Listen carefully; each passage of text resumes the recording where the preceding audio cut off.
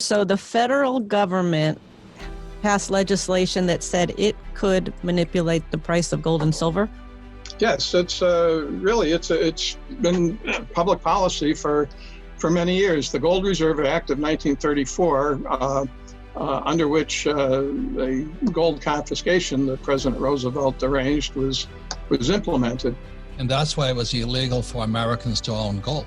Yes, until 1974, monetary gold anyway. Anyway, the Gold Reserve Act of 1934 created the Exchange Stabilization Fund in the Treasury Department, and the Exchange Stabilization Fund, like the Exchange Equalization Account, and I want everybody to listen what Chris is saying here. It's very important because the price of money is manipulated by gold. Yeah, well, that's why it was illegal in 1933 for America. They were required to turn in their gold. I think they paid them $28 for their gold, and then they jacked it up. Yeah, then they revalued it to $35. But anyway, this is the law. It has been the law since 1934. You can look it up. The Gold Reserve Act of 1934 created the Exchange Stabilization Fund in the Treasury Department and authorized the Exchange Stabilization Fund to trade in gold and related items on behalf of the Treasury Department. In fact, if you go to the Treasury Department's internet site today, I haven't been there for a few weeks, but I don't think they've changed it, and you look up the Exchange Stabilization Fund, you find that the Exchange Stabilization Fund has the authority not only to intervene surreptitiously in the gold market, it has the authority to intervene surreptitiously on behalf of the U.S. government in any market in the world, not just U.S. markets, but any market in the world. So we found fairly quickly that we had no recourse under antitrust law. We did bring a case in federal court, U.S. District Court in Boston back in 2001 against the Bank for National Settlements, the Treasury Department, the Fed, the bullion banks, looking for a somewhat different interpretation of the Gold Reserve Act of 1934. Our case, which was conducted by Red Chow, who's a Harvard-trained lawyer who happened to own shares in the Bank for National Settlement, which really was the core of the case. He did not win that case. The case was dismissed on the jurisdictional technicality, but there was a single hearing. Chris, please keep it simple. An assistant U.S. attorney got up before the judge, moved for dismissal of the case on the grounds that the government claimed the power to do exactly what the lawsuit complained of. That is, the government claimed that under the Gold Reserve Act of 1934, the government had the power to rig the gold market exactly as our lawsuit complained of. So I'm just saying, under the Gold Reserve Act of 34, as interpreted recently by the Justice Department, the U.S. government has the full power to rig not only the gold market in secret, but to do so to any market in the world. So it is legal for the U.S. government to manipulate the price of gold. And not only manipulate it, but to do so in secret so as to deceive investors in other countries. Good. So what happened in 2000, the price of gold went down to around $300, and today it's pushing 2,000.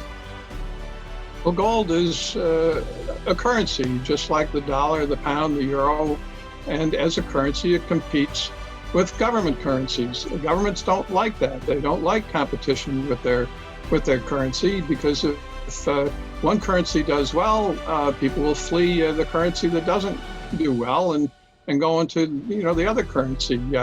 Governments do not want to see a flight out of their currencies into gold. Gold is something that potentially they cannot control. It's outside to a great extent of the central banking system.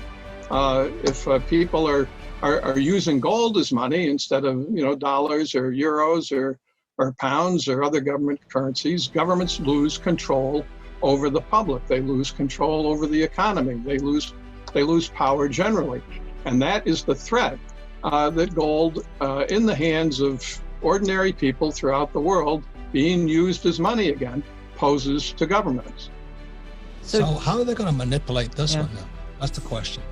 I mean, you know, it took a long time for gold to break 1915, or whatever it was, $1,915, whatever it is. It went shooting back up and then was pushed right back down. I know people were clearing, you know, the people were taking their profits. But right now, what is Mnuchin and all these, what's the Fed thinking about this price of gold? And will they try and keep it lower? Well, they certainly tried to keep it lower this week. Somebody hit the futures markets with a lot of imaginary gold that they sold, and no doubt the government did this through the bullion banks that trade on the futures markets as government agents. There's a school of thought that the governments eventually will want to raise the gold price precisely to devalue their currencies and to devalue debt. The economists Paul, Brodsky, and Lee Quaintance wrote a paper 8 years ago saying that this was actually probably the big worldwide central banking scheme, that they know they need to devalue the currencies, they need to devalue debt, that the debt is consuming the world in interest payments that are unpayable. Brodsky and Quaintance hypothesized that central banks were trying to redistribute the world's gold reserves among themselves to hedge their dollar exposure. Yes, so Chris, so doesn't this go back to 1934? Because that's what Roosevelt did. He was buying gold, let's say $28, then he moved the price up to $35 so that he could make the dollar more valuable. I don't know what he was doing, but that's really the correlation between then and now. Yes, they can use, central banks can use gold to reliquefy themselves, to hedge themselves against devaluation of their own currencies. The economists Brodsky and Quaintance hypothesized 8 years ago that was the long-term scheme here, and I think their hypothesis is very plausible. But for the meantime, central banks use bullion banks to sell what's called paper gold, imaginary gold, on the futures markets to control the price. The problem with this is that it leaves the world with, perhaps 80-90% of the gold it thinks it owns doesn't exist. It's just paper claims on financial institutions that don't have the metal. The GLD gold exchange traded fund was actually borrowing gold from the Bank of England to stuff its portfolio with. That gold that GLD was reporting wasn't really GLD's gold. There's many games like this being played around the world in the gold banking system because there isn't enough gold to cover all the claims to gold that have been sold. So do people, if they have the ETFs of gold and silver ETFs, will anybody ever say, hey, I want gold or silver instead of just pay me the cash? The rules of the exchange traded funds are that you can take gold out of them only if you are first what's called an authorized participant. That is a big international bullion bank. That's why when you go to a coin store to buy gold and silver, they'll never recommend silver or gold ETFs, but you go to a stockbroker, they'll say buy gold and silver ETFs because they're paper.